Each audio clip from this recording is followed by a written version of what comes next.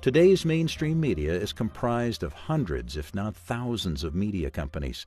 These media companies are engaged in the production of motion pictures, news broadcasts, TV programs, documentaries, and advertisements.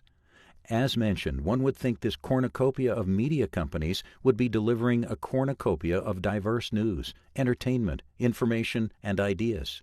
After all, these media companies are peppered across the nation from coast to coast. Unfortunately, as widespread as they are, almost all of them are owned by basically 6 multinational corporations, what's known as conglomerates. A conglomerate involves a situation in which one corporation will own a number of other corporations in different areas of economic activity, but they would all be controlled by the head of the conglomerate. These conglomerates are Comcast, Disney, Sony, Time Warner, 21st Century Fox, and Viacom. So, rather than having hundreds of independent media companies across the nation, we essentially have just 6.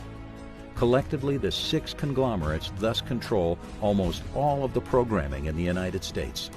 Over the last 50 years, there's been a tremendous consolidation of the mass media. It's gone from over 100 companies to 6 major companies. In the process, these companies have started to overlook major items of news, especially when it respects or has an application to their financial well-being. Shows like the History Channel, Good Morning America, Colbert Report, Face the Nation, The O'Reilly Factor, Morning Joe, Meet the Press, Fareed Zakaria, Rachel Maddow, and Barbara Walters Special are all financed, produced, and/or distributed by the conglomerates. But the crowning jewel for each of the 6 conglomerates is their ownership of one of the 6 major movie studios. The term major Hollywood movie studio is a very large corporation usually, which makes a lot of motion pictures and employs a great number of people in all disciplines of the movie making process. These studios are known as the MPAA Studios, and they are Universal Studios, the Walt Disney Company, Sony Pictures, Warner Brothers, 20th Century Fox, and Paramount Pictures. There are independent studios. There are very productive studios in North Carolina, for instance.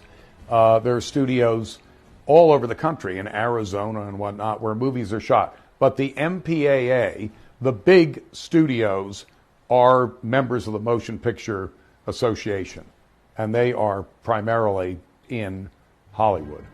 These 6 Hollywood-based movie studios produce and/or distribute movies watched by about 95% of the viewing public. And most of this audience is comprised of young people. If you add up that market share, it'll come close to 90% in any given year. And then I suppose the major studio distributors weren't satisfied with just approaching 90%. So almost all of them either bought or created wholly owned subsidiaries that engage in competing with the independents for the lower budget films, things below 20 million. And if you add them all up together, you're getting up to 95% or so each year for the market share of the major studios and their wholly owned subsidiaries. At the same time, older Americans are treated to the homogenized output of just 6 New York-based news networks.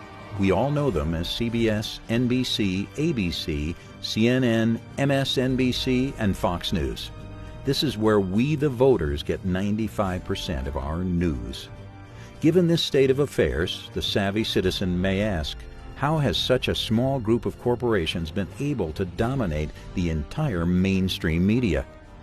And the answer is the few have control over large quantities of money.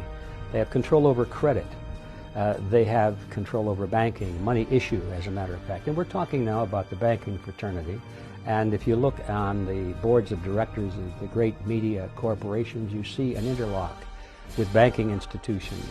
So money is the answer to the question. And a long time ago, they decided that to control the thinking of the population, it was necessary to take over and control the media. Let's consult some more history.